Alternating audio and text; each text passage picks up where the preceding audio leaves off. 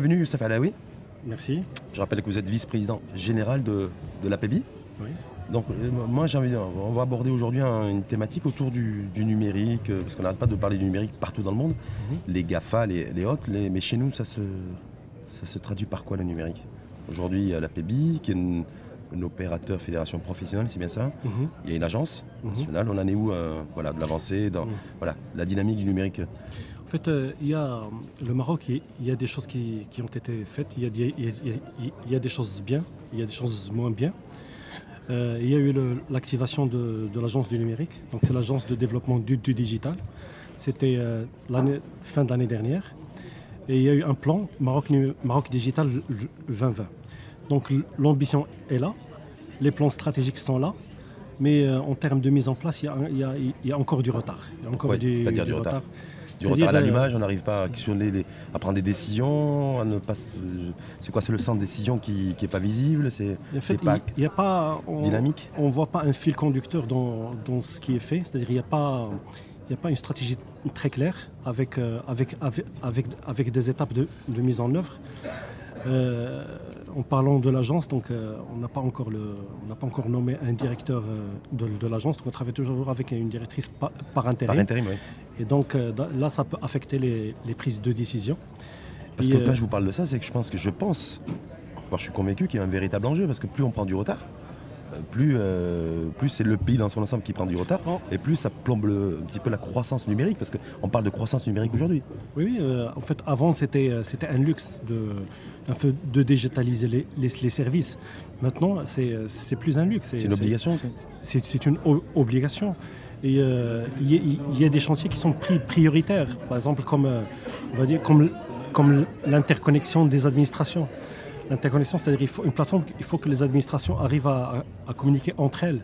Maintenant, c'est le citoyen qui fait le coursier, on va dire, entre guillemets, entre les différentes administrations. Parce que je crois que dans la première vision, la précédente vision, excusez-moi de vous couper, je crois que 50% des procédures administratives devaient être complètement digitalisées, c'est bien ça. Oui. On en est encore très loin. On est très loin.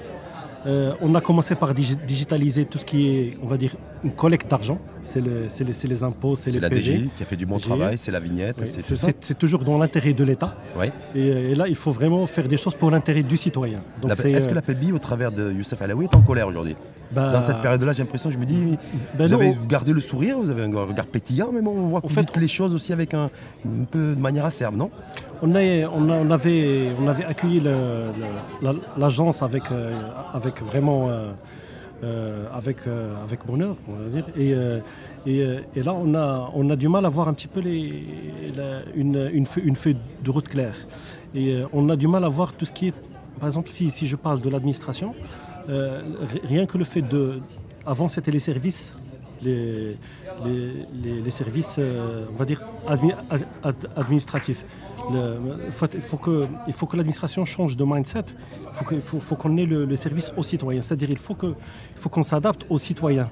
Mais comment, par exemple, c'est quoi s'adapter aux citoyens? C'est ne plus obliger le citoyen à se déplacer dans une Mokata, qui ait la possibilité, lui, de chez lui, via son smartphone ou sa plaquette, de pouvoir accéder à des documents administratifs. C'est ça, en fait, que vous dites? En fait, aujourd'hui, la technologie existe. Mais il faut des cas d'usage très simples. Il faut faire des choses très, très, très simples, adaptées à notre culture. La culture marocaine, c'est-à-dire notre socle culturel. Ouais. Nous avons vu que l'adoption des smartphones et de la 4G au Maroc, ça atteint pratiquement, on va dire, les 100%. 100%, ouais. Et donc, le citoyen, il s'adapte à ça. Donc, le citoyen, il veut, plus ou moins, avoir ses services. Il peut traiter ses services sur ces smartphones-là. Donc là, il faut une petite réflexion. Il ne faut pas que la technologie s'adapte à l'administration. Il faut que la technologie s'adapte aux citoyens, aux usages. Donc il y a une réflexion à mener pour approcher, pour contextualiser la technologie. Et ça va apporter de la valeur. Donc quand on dit quand on va dématérialiser, ça veut dire qu'il y a moins d'intermédiaires. Donc il y a plus de transparence. Oui, moins d'intermédiaires. Est-ce que c'est pas moins de fonctionnaires non plus? Est-ce que vous n'êtes pas en train de menacer aussi des emplois de la fonction publique en appelant de vos voeux, de manière certainement légitime d'ailleurs, hein, mais le fait que l'administration doit aller beaucoup plus vite au niveau du numérique, de la numérisation, de la digitalisation, est-ce qu'il n'y a pas un enjeu social, un enjeu en matière d'emploi aussi? En fait, ça c'est le problème qui se pose aussi pour les entreprises. Donc on digitalise, donc il y a moins de salariés, mais il y a plus de création de valeur. Et les emplois vont être créés ailleurs. Donc ça veut dire quoi? Ça veut dire que la croissance numérique que vous nous promettez, c'est de la croissance, mais moins d'emplois.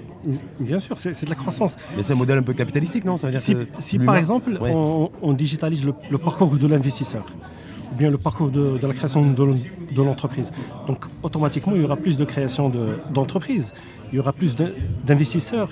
Donc si les investisseurs voient qu'il y a de la transparence, qu'il y a moins de files d'attente dans la Moqata'a, qu'il y a moins d'intermédiaires, que les procédures sont claires, donc forcément, il y aura plus d'initiatives pour entreprendre. Donc il y aura de la création de la valeur, mais elle sera déplacée ailleurs. Et contrairement, si on ne fait pas ça, il y aura de la destruction de la valeur. Parce que les investisseurs d'aujourd'hui, les citoyens, les gens actifs, ils ont besoin de ça. S'il n'y a pas ça, ils vont aller voir ailleurs.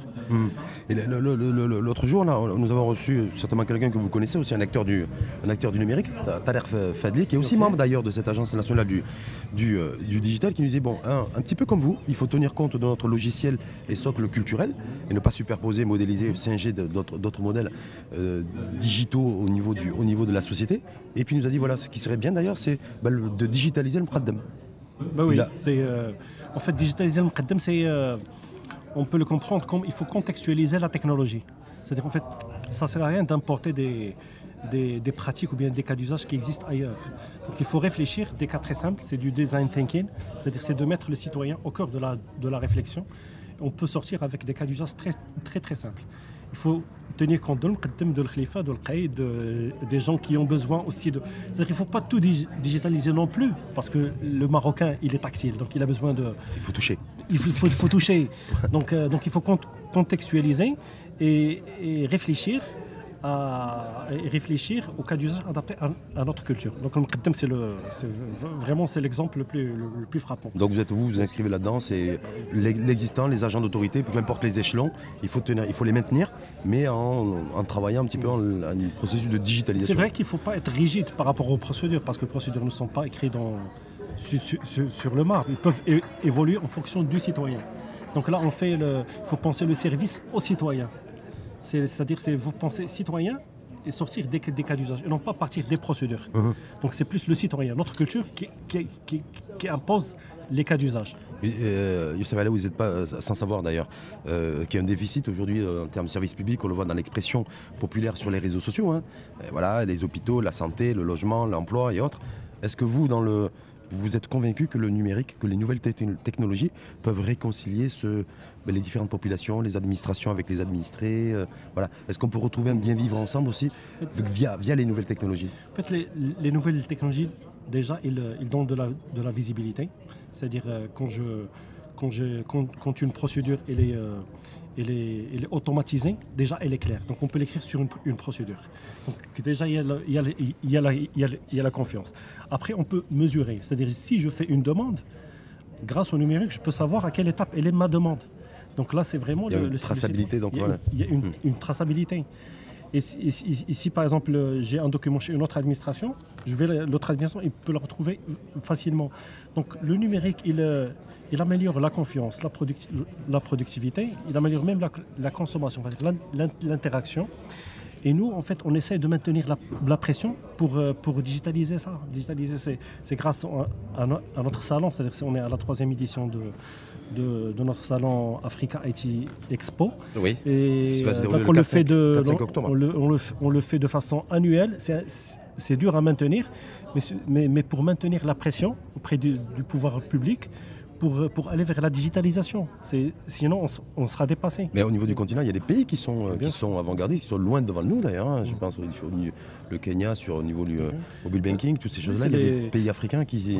Il y a des pays africains qui ont agi sur la réglementation. Donc il y a déjà le volet réglementation qui permet on va dire, d'enlever des barrières. C'est-à-dire définir un cadre juridique déjà, une aire de jeu sur laquelle on va pouvoir... Exactement. Par exemple, le volet FinTech au Maroc, on va dire, c'est la chasse gardée des quelques grands, c'est normal, ils sont là, ils sont historiques. Il y a les grands acteurs, les grands opérateurs numériques. Mais il faut que le régulateur accepte un peu de casser les règles et pouvoir faire entrer des petits.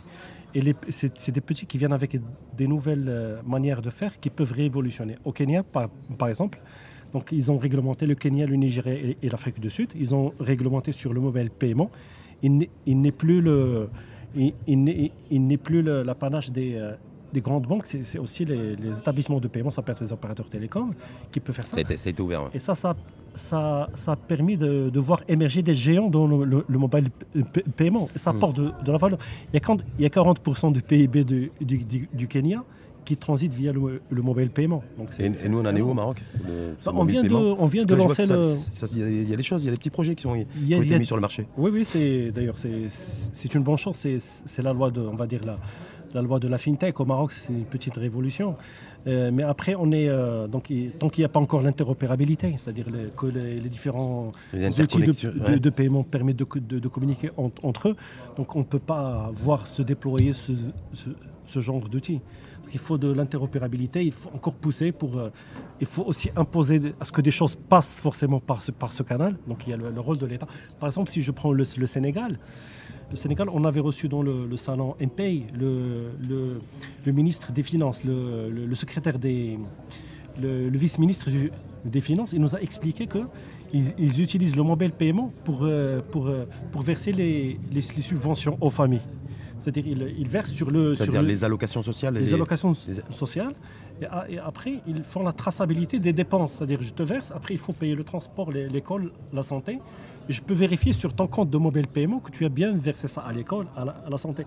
Donc le mobile paiement très très simple, ça permet de résoudre un problème de ciblage, par exemple pour les subventions. On est en plein dedans d'ailleurs, parce que nous qui voulons réformer la caisse de compensation avec une opération de ciblage des populations bénéficiaires d'aide pour la consommation de produits subventionnés, donc c'est un petit peu d'actualité, ça peut être transposable ça. Exactement, c'est des cas d'usage adaptés à l'Afrique, à notre culture, c'est des choses qui ne sont pas importées. Donc quel digital pour l'Afrique du futur, c'est un événement que vous organisez les 4 et 5 octobre prochain. Oui.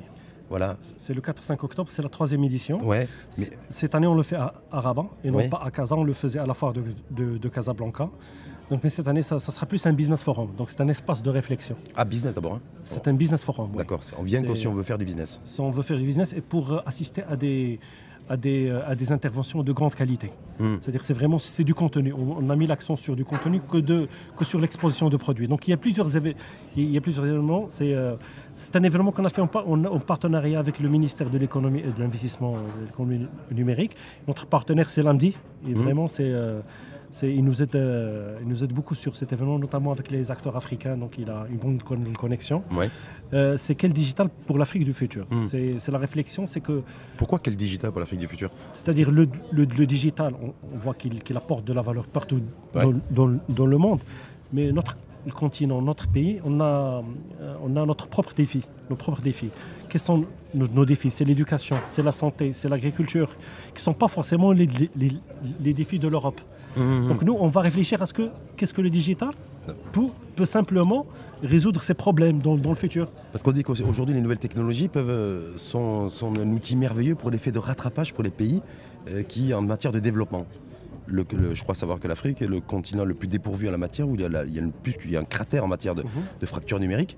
Donc est-ce que là-dessus, il y aura une réflexion aussi qui va être menée sur l'utilisation, quel digital, pour aussi se remettre à niveau, une remise à niveau du continent? Exactement, il y a par exemple l'inclusion sociale et financière. Oui. Donc les gens... Donc le digital, il permet une bonne inclusion. Les gens, ils ont accès à leur mobile, à leur Internet. Donc ils peuvent avoir des services financiers, des services sociaux sur leur téléphone. Qui peuvent recevoir et traiter. Du microcrédit. Donc c'est un moyen de déploiement des technologies qui peut aider socialement l'Afrique, le citoyen africain, à aller à se moderniser. Mais l'Afrique aussi, c'est d'ailleurs un peu comme nous. Hein.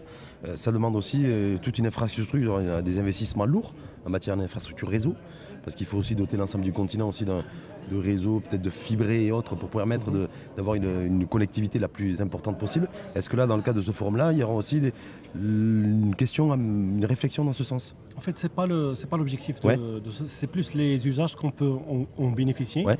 Mais ce qu'on constate, c'est qu'en termes de couverture du réseau, maintenant on a des... Parce que ça coûte cher. Hein. Avec la fibre aujourd'hui, on parle de 5G qui est imminente, donc, mais tout ça, ça coûte cher en termes d'infrastructure. Ça coûte cher, mais il y a une valeur ajoutée qui est créée qui est énorme. C'est que par rapport à ce qu'on pouvait faire avant pour construire des hôpitaux, c'est beaucoup de BTP. Maintenant, il y a des relais, il y a des antennes relais. En fait là, on va dire que c'est la chance de celui qui arrive un peu tard. C'est-à-dire on peut déployer Il y a des gens qui ont connu la 4G sans connaître la DSL. Donc, et la 4G, Ceux qui ont eu la télécouleur sans avoir connu la télé noir et blanc, c'est ça? Exactement. Et c'est plus simple de déployer la 4G que de développer la DSL. Donc c'est une chance pour nous, c'est une chance pour le continent aujourd'hui, le digital. Oui, donc il y a des statistiques dans le monde, il y a 500 millions de personnes dans le monde qui ont découvert l'Internet grâce au mobile. C'est-à-dire c'est grâce à des technologies qui ne sont pas trop chères, on peut découvrir l'Internet et accéder au contenu. Donc c'est une chance pour Maintenant, quel contenu, quel cas d'usage il faut transposer sur le... Vous avez dit quel contenu? Parce que le contenu, c'est essentiel aussi. Je dis qu'aujourd'hui, le principal maillon faible chez nous, c'est qu'on consomme du contenu qui n'est pas fabriqué chez nous. Exactement. Donc voilà, et comment on fait pour relever ces défis, que ce soit au niveau à l'échelon Maroc et au niveau du continent? Il faut intéresser les gens, il faut réfléchir. Il faut mettre le citoyen au cœur de la réflexion. Et non pas réfléchir sur des citoyens européens. C'est quoi le défi? C'est avoir des e-citoyens intelligents. Parce qu'on nous parle de la voiture intelligente, on nous parle de la cafetière intelligente, on nous parle de la gazinière intelligente, on nous parle de tout ça, mais rarement du citoyen intelligent. Est-ce que l'enjeu, en fait, le véritable enjeu, c'est ça? C'est d'être fier aussi d'avoir un produit, un citoyen intelligent. En fait, il faut avoir il faut réfléchir citoyen et non pas technologie. Donc c'est vrai qu'il y a des technologies de rupture. Mais ce n'est pas la technologie qui est de rupture, c'est les usages qui sont de rupture. Donc il faut mettre l'usage, le citoyen au cœur de la réflexion.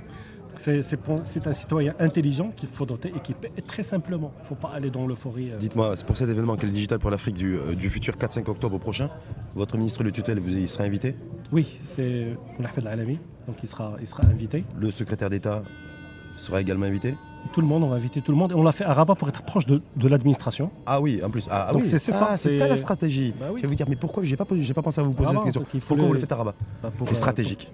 Oui, on va inviter les gens de Rabat. Pour mettre la pression au plus près d'eux. Ils ne vont pas trouver l'excuse de Kazan. On sera à côté d'eux. Et vous allez leur dire aussi, l'agence du digital, on en est où, les projets qu'on fait? Ça bouge. On voit que ça bouge un petit peu, mais... Pas suffisamment, ce que vous avez dit tout à l'heure. Oui, on veut que ça...